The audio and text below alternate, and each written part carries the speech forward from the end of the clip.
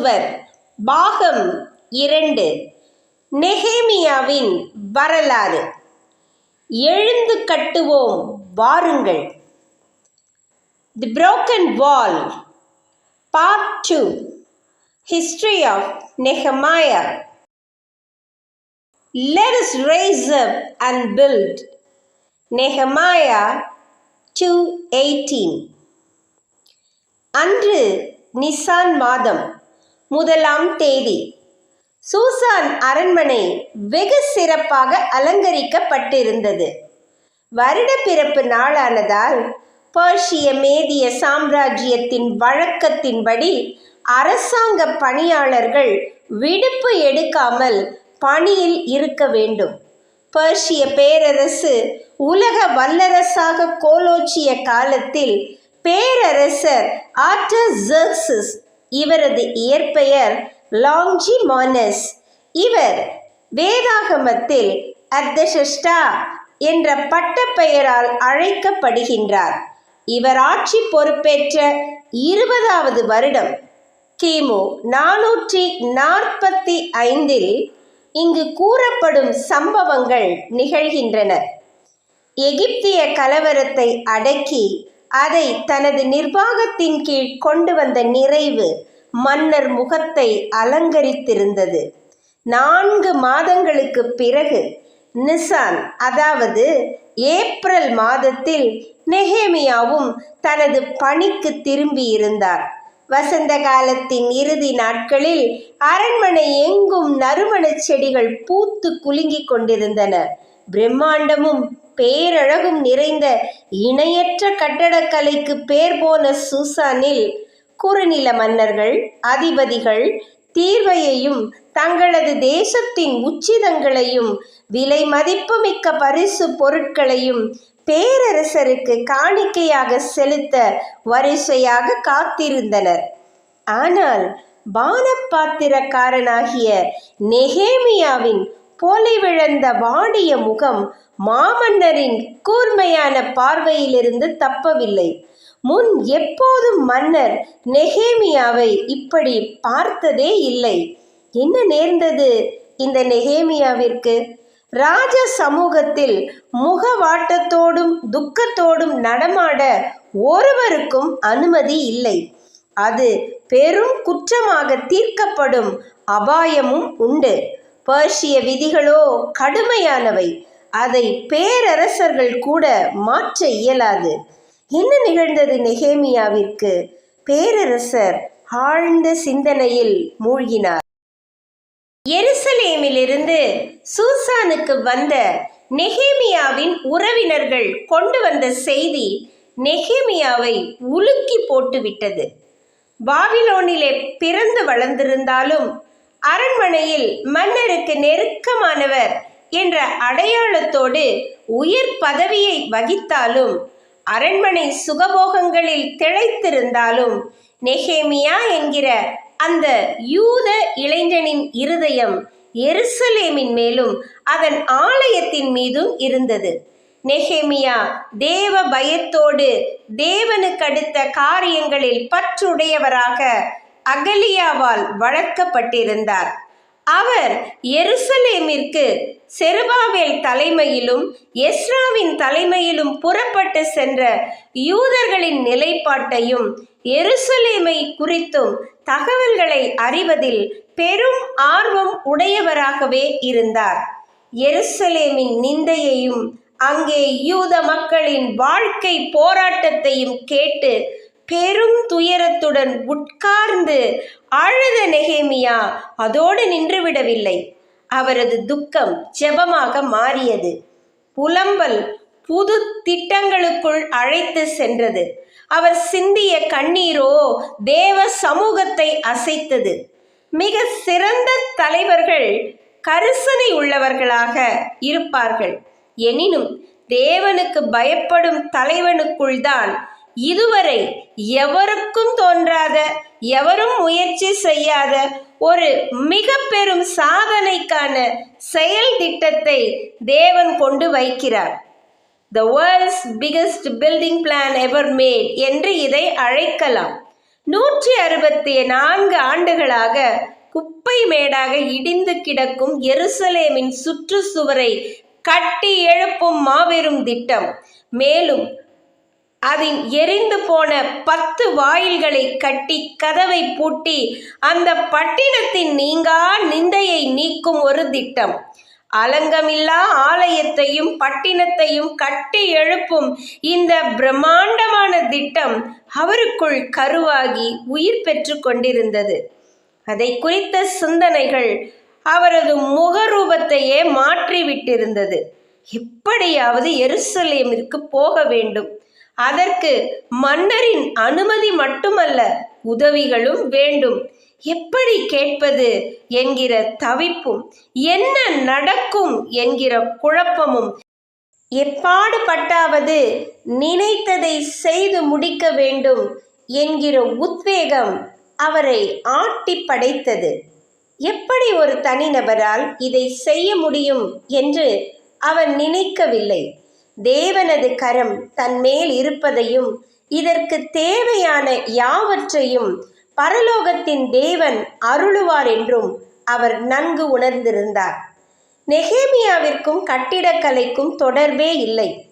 அதன் நுணுக்கங்கள் அரண்மனை வாசியான அவருக்கு தெரிய வாய்ப்பும் இல்லை.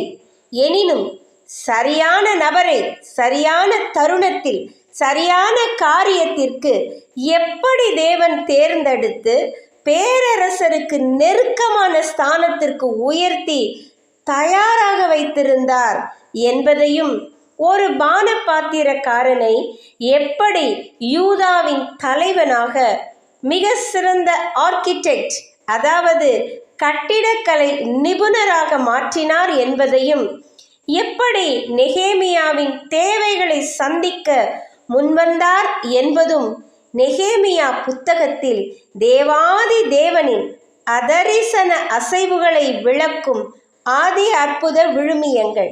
இதற்கான வாசலை ஒரு சிறிய சம்பாஷணையின் மூலம் தேவன் எப்படி திறந்தார் என்பதை வேத வசனங்களின் துணையோடு காணலாம்.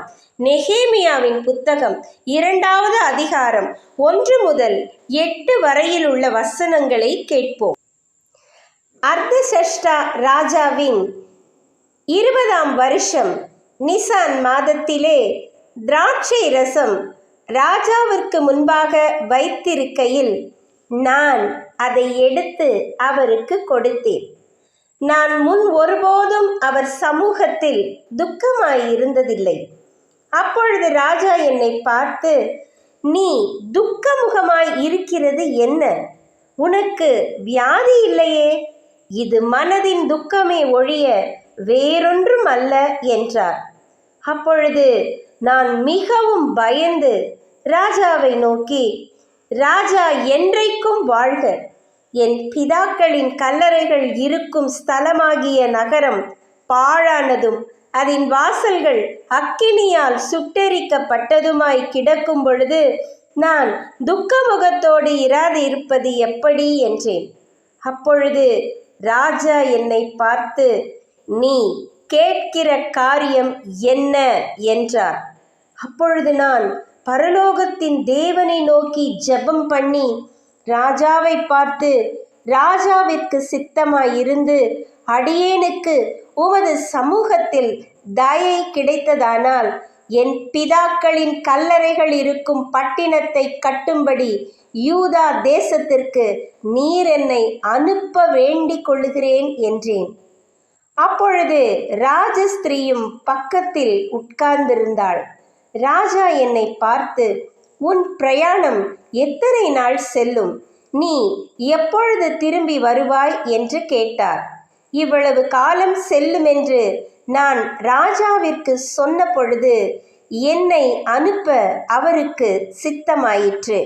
பின்னும் நான் ராஜாவை பார்த்து, ராஜாவிற்கு சித்தமாயிருந்தால் நான் யூதா தேசத்திற்கு போய் சேரும் மட்டும் நதிக்கு அப்புறத்தில் இருக்கிற தேசாதிபதிகள் என்னை வழிவிட்டு அனுப்பும்படிக்கு அவர்களுக்கு கடிதங்கள் கொடுக்கும்படிக்கும் தேவாலயத்திற்கும் இருக்கிற அரணின் கதவு வேலைக்கும் நகர அலங்கத்தின் வேலைக்கும் நான் தங்க போகிற வீட்டின் வேலைக்கும் வேண்டிய மரங்களை ராஜாவின் வனத்து காவலாளியான ஆசாப் எனக்கு கொடுக்கும்படிக்கும் அவனுக்கு ஒரு கடிதம் கட்டளையிடப்படுவதாக என்றேன். என் தேவனுடைய தயவுள்ள கரம் என்மேல் இருந்தபடியால் ராஜா அவைகளை எனக்கு கட்டளையிட்டார். அப்படியே நான் நதிக்கு அப்புறத்தில் இருக்கிற தேசாதிபதிகளிடத்திற்கு வந்து ராஜாவின் கடிதங்களை அவர்களுக்கு கொடுத்தேன். ராஜா என்னோடு கூட இராணுவ சேர்வைக்காரரையும் குதிரை வீரரையும் அனுப்பியிருந்தார். நெகேமியாவிற்கும் பேரரசருக்கும் நிகழ்ந்த உரையாடல் வரலாற்று சிறப்பு மிக்கது. நெகேமியா தன்முன் மலை போல் தெரிந்த பிரச்சனைக்கான தீர்வை கண்டுபிடிக்கிறார். துணிச்சலுடன் இதுவரையில் ஒருவரும் முயற்சிக்காத புதிய களத்தில் தானே செயலாற்ற முடிவு செய்கிறார். மிக சிறந்ததொரு செயல் திட்டத்தை நேர்த்தியாக உருவாக்கி கொண்டு, முதலாவது அனுமதி, அதற்கான காரணம், இரண்டாவது அனுமதி மட்டுமல்ல, தன்னுடைய திட்டங்களுக்கு தேவைப்படும் அத்தனை உதவிகளையும் இதே மன்னரிடம் பெற வேண்டும். தேவைப்படும் அனுமதி கடிதங்கள், வன காவலாளியிடமிருந்து பெற வேண்டிய மரங்களுக்கான அனுமதி, இன்னும் பல உதவிகள் என எல்லாவற்றையும் தேவனுடைய அருளால் பெற்று விடுகிறார். நீ திரும்பி வர எத்தனை காலம் செல்லும் என்கிற மன்னனின் கேள்விக்கு 12 வருடங்கள் என்கிற பதிலை தருகிறார். மன்னருக்கு நெகேமியாவை எருசலேமிற்கு அனுப்ப சித்தமாயிருந்தது. மன்னர் வேண்டிய உதவிகளோடும் போர் வீரர்களோடும் யூதாவின் அதிபதியாக நெகேமியாவை உயர்த்தி எருசலேமிற்கு அனுப்புகிறார். மன்னருக்கும் நெகேமியாவிற்கும் இருந்த ஆழ்ந்த நல்லிணக்கம், பாஸ்பர அன்பின் உறவு இதன் மூலமாக நமக்கு துல்லியமாக தெரிகின்றது. தனக்காக உயிரை பணயம் வைத்து பணிபுரியும் நெகேமியாவின் முகவாட்டத்தை போக்க மன்னர் நினைக்கின்றார். அவரது பணிக்கு பரிசாகவோ இல்லை நெகேமியாவின் மீதிருந்த அபிமானத்தினாலோ சகல உதவிகளையும் செய்ய முன்வருவதோடு தற்காலிக பிரிவையும் ஏற்றுக்கொள்ளுகிறார். மிக சிறந்த தலைவர்கள் எப்பொழுதும் தங்களுக்கு இருக்கும் தலைமையிடமிருந்து நன்மதிப்பை பெற்று விடுகிறார்கள். இங்கே ராஜாக்களின் இருதயங்களை ஆளும் தேவாதி தேவனின் மகத்தான ஆளுமை, சாமானியன் ஒருவனை சரித்திரம் படைக்க அழைத்து செல்லும் அவரது மேன்மை என நாம் ஆராய்ந்து வியக்க பல காரியங்கள் உண்டு. சற்று சிந்தித்தால் திறமை மிக்க இளம் ஊழியர்கள் நிதானம் தவறுவதாலும் தலைமையை விமர்சிப்பதாலும் தங்களது வாழ்க்கையை கெடுத்து கொள்ளும் அபாயத்தில் தள்ளப்படுவதை நாம் பார்க்கின்றோம். இனி 900 மைல்கள் சூசாவிலிருந்து எருசலேமிற்கு செல்லும் நீண்டதொரு பயணம். பயங்கரமான பாலைவனத்தை கடந்து தனக்கு முன்பின் தெரியாத தனது வாக்குத்தத்த தேசத்தை நோக்கி நெகேமியா தனது பாதுகாப்பு படையினருடன் நதியை கடந்து எருசலேமை அடைந்தார். நெகேமியாவின் பலம் குதிரை வீரர்களினாலோ மன்னரின் மனதுக்கினியவன் என்கின்ற தகுதியினாலோ சொந்த செல்வாக்கினாலோ ஞானத்தினாலோ உருவானதல்ல. அவர் எல்லாவற்றிற்கும் தேவனையே சார்ந்திருந்தார். தேவனே அவரது பெலனாக நின்றார். ஒவ்வொரு சிறிய பெரிய காரியத்தை கையில் எடுக்கும் முன்பும் நெகேமியா ஜெபிப்பதை நாம் பார்க்கிறோம். 11 முறை நெகேமியா புத்தகத்தில் நெகேமியா ஜெபிப்பதை வேதாகமம் பதிவு செய்துள்ளது. மரங்களை பெற ஆசாப்பிடம் அனுமதி கடிதத்தை நெகேமியா கொடுக்கிறார். பின்னர் நதிக்கு அப்புறத்தில் இருந்த அதிபதிகளிடமும் தேசாதிபதிகளுக்கும் மாமன்னர் வழங்கிய அனுமதி கடிதங்களை சமர்ப்பிக்கின்றார். முதலாவது இந்த செய்தி யூதர்களின் எதிரிகளான ஓரோனியனான சன்பலாத்திற்கும் அம்மோனியனான தொபியாவினிடத்திற்கும் போகின்றது. இஸ்ரவேல் புத்திரரின் நலனை விசாரிக்க ஒருவன் வந்தான் என்பது அவர்களுக்கு பெரும் துக்கமாய் இருந்தது. நெகேமியா தான் வந்த நோக்கத்தை ஒருவருக்கும் அறிவிக்கவில்லை. 3 நாட்கள் எருசலேமிலே தங்கி நிலவரத்தை நன்கு ஆராய்ந்தார். பின்பு சில மனுஷரை கூட அழைத்து கொண்டு இரவு நேரத்தில் அலங்கத்தின் இடிபாடுகளை பார்வையிட தனியாக சென்றார். அவர் ஏறிப்போன மிருகமே அல்லாமல் தன் கூட யாரையும் அவர் அழைத்து செல்லவில்லை. அவரது பிரசித்தி பெற்ற இரவு நேர நகர ஆய்வை வேதாகமம் இவ்வாறு பதிவு செய்துள்ளது. நெகேமியா 2வது அதிகாரம் 13 முதல் 15 வசனங்கள் வரை. நான் அன்று ராத்திரி பள்ளத்தாக்கின் வாசல் வழியாய் புறப்பட்டு வலுசர்பத் துறவை கடந்து குப்பை மேட்டு வாசலுக்கு வந்து எருசலேமில் இடிந்து போன அலங்கத்தையும் அக்கினியால் சுட்டெரிக்கப்பட்ட அதன் வாசல்களையும் பார்வையிட்டேன். அவ்விடத்தை விட்டு ஊருணி வாசல் அண்டைக்கும் ராஜாவின் குளத்தண்டைக்கும் போனேன். நான் ஏறி இருந்த மிருகம் அங்கே நடந்து போகிறதற்கு வழியில்லாதிருந்தது. அன்று ராத்திரியிலே நான் ஆற்றோரமாய் போய் அலங்கத்தை பார்வையிட்டு திரும்பி பள்ளத்தாக்கின் வாசல் வழியாய் வந்துவிட்டேன். நான் போனதும் நான் செய்ததும் அதிகாரிகள் ஒருவருக்கும் தெரியாது.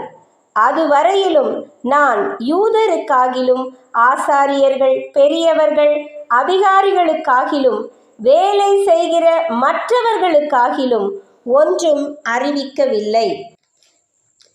நெகேமியாவின் இந்த இரவு நகர்வலம் த நைட் விசிட் ஆஃப் நெகேமியா என்று பரவலாக ஸ்லாக்கிக்கப்படுவதுண்டு.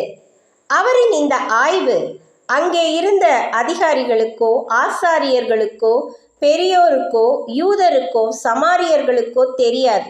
அவரும் தன் வருகையின் நோக்கத்தை குறித்து ஒருவரிடமும் பகரவில்லை. முதலாவது தானே நேராக சென்று பிரச்சனையின் தீவிரத்தை கள ஆய்வு செய்ய விரும்பினார். ஒவ்வொரு இடமாக சென்று இடிபாடுகளையும் சிதைவுகளையும் கணக்கிட்டார். இது அவரது ஈடுபாட்டையும் கூர்மதியையும் மிக சிறந்த தலைமைத்துவத்திற்கான பண்பையும் வெளிப்படுத்துகின்றது. தகவல்களை விழுமியங்களை அவர் நம்பிக்கைக்குரியவர்களிடமிருந்தோ இல்லை இதற்கென்று தனி குழுவை அனுப்பியோ சேகரிக்கவில்லை. அவரது நேரடி ஆய்வு அன்று நடந்த கொடுமைகளை அவரது கண்களுக்கு முன்பாக கொண்டு வந்து நிறுத்தியது. வெறும் குப்பை மேடாய் கிடந்த அலங்கம் தாவீது, சாலமோன், எசேக்கியா ஆகியோரது கரங்களால் வடிவமைக்கப்பட்ட தேசத்தின் பெருமை மிகு அடையாளம் அந்த மக்களைப் போலவே காயப்பட்டு சிறுமைப்பட்டு தலை நிமிர வழியின்றி கிடந்தது. அவரது உள்ளத்தை வெகுவாக அசைத்தது. இந்த நகர ஆய்வுக்கு பின் அவர் தீட்டிய செயல் திட்டம் மிகவும் அற்புதமானது. தேவன் சகலத்தையும் செய்ய வல்லவர் என்பதற்கு அடையாளமாக ஆண்டவராகிய கிறிஸ்து வரும் வரை 500 ஆண்டுகளாக நிலை நிற்கும் ஒரு அடையாளத்தை பரிதவிக்க கூடிய நிலையில் ஒதுங்கி கிடந்த வெகு சொற்பமான யூதர்களை சுமார் 50,000 பேரை கொண்டு கட்டி எழுப்ப உறுதி பூண்டார். எல்லா யூதர்களையும் ஆசாரியர்கள் லேவியர்கள் என்று அனைவரையும் ஒன்று திரட்டி தனது வருகையின் நோக்கம் எருசலேமின் நிலை அவர்களது இழிநிலை அதை செய்ய வேண்டிய அவசியம் அதற்காக மன்னரிடம் தான் பெற்ற அனுமதி கிடைத்த உதவிகள் என சகலத்தையும் வெகு நேர்த்தியாக மக்களிடம் விவரிக்கின்றார். இதை குறித்து நெகேமியாவின் குறிப்பேட்டிலிருந்து எடுக்கப்பட்ட விவரத்தை எஸ்ரா அப்படியே பதிவு செய்திருக்கின்றார். அதை குறித்து பார்ப்போம். நெகேமியா 2வது அதிகாரம் 17 முதல் 20 வரையில் உள்ள வசனங்கள். பின்பு நான் அவர்களை நோக்கி, எருசலேம் பாழாய் இருக்கிறதையும் அதன் வாசல்கள் அக்கினியால் சுட்டெரிக்கப்பட்டு கிடக்கிறதையும் நாம் இருக்கிற சிறுமையையும் பார்க்கிறீர்களே.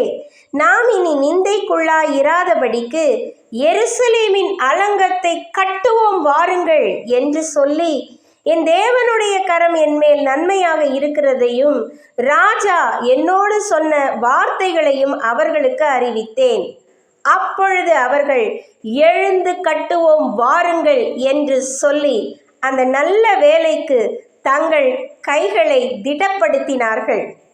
ஓரோனியனான சன்பலாத்தும் அம்மோனியனான தொபியா எனும் ஊழியக்காரனும் அரபியனான கேஷமும் இதை கேட்ட பொழுது எங்களை பரிகாசம் பண்ணி எங்களை நிந்தித்து, நீங்கள் செய்கிற இந்த காரியம் என்ன? நீங்கள் ராஜாவுக்கு விரோதமாக கலகம் பண்ண போகிறீர்களோ என்றார்கள். அதற்கு நான் மறுமொழியாக, பரலோகத்தின் தேவனானவர் எங்களுக்கு காரியத்தை கைகூடி வர பண்ணுவார். அவருடைய ஊழியக்காரராகிய நாங்கள் எழுந்து கட்டுவோம். உங்களுக்கோ என்றால் எருசலேமிலே பங்குமில்லை, பாத்தியமும் இல்லை, உங்கள் பேர் விளங்க ஒன்றும் இல்லை என்று அவர்களுடனே சொன்னேன். அணுகுண்டை போல புறப்பட்டு வந்த நெகேமியாவின் இந்த அறிவிப்பு யூதர்களின் மத்தியில் பரபரப்பை ஏற்படுத்தியது. சிறையிருப்பிலிருந்து திரும்பிய யூதர்கள் அரும்பாடுபட்டுதான் ஆலயத்தை கட்டினார்கள். ஆனால் அதற்கான அரணை கட்டவில்லை. தங்களுக்கான வீடுகளை கட்டி கொண்டார்கள். ஒருவரும் எருசலேம் நகரத்தின் இடிபட்ட அலங்கத்தை குறித்து சிந்திக்க கூட இல்லை. அதை கட்ட முடியும் என்கிற துளி நம்பிக்கை கூட அவர்களுக்கு இல்லை. அலங்கம் இல்லாதது அவர்களுக்கு பெரும் துன்பத்தை அளித்தது. எதிரிகளின் தாக்குதலுக்கு அடிக்கடி ஆளானார்கள். ஆலயத்தின் சிறப்பான பொருட்களை எல்லாம் பாதுகாக்க முடியவில்லை. மக்களது பாதுகாப்போ கடுமையாக பாதிக்கப்பட்டிருந்தது. வயல்களின் விளைச்சல், கால்நடைகள் கொள்ளை போயின. பெண்களுக்கும் பாதுகாப்பில்லை. ஆனால் இந்த பிரச்சனையை சரி செய்ய முடியும் என்று அவர்கள் நினைக்கவில்லை. இதை தங்களுக்கு அப்பாற்பட்ட ஒன்றாக அவர்கள் நினைத்தார்கள். அலங்கம் இல்லாத தேசம் அக்காலத்திலே இராணுவம் இல்லாத தேசத்திற்கு சமம். அதை குறித்த தரிசனமின்றி வாழ்ந்து வந்தார்கள். சில பிரச்சனைகளுக்கு மனிதர்களிடமிருந்து தீர்வு கிடைக்காது. அது அவர்களுக்கு அப்பாற்பட்டதாக இருக்குமானால் தீர்வு தேவனிடமிருந்து மட்டுமே வர முடியும். தேவனிடமிருந்து தீர்வு வர வேண்டுமானால் அதை குறித்த பாரம் ஒருவருக்குள் தோன்றி அது ஜெபமாக மாற வேண்டும்.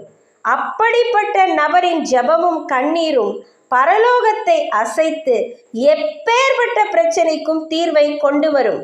ஏனென்றால் மனிதரால் கூடாதது தேவனால் கூடும். அதை மனிதர்களை கொண்டுதான் செய்து முடிக்க தேவனும் விரும்புகிறார்.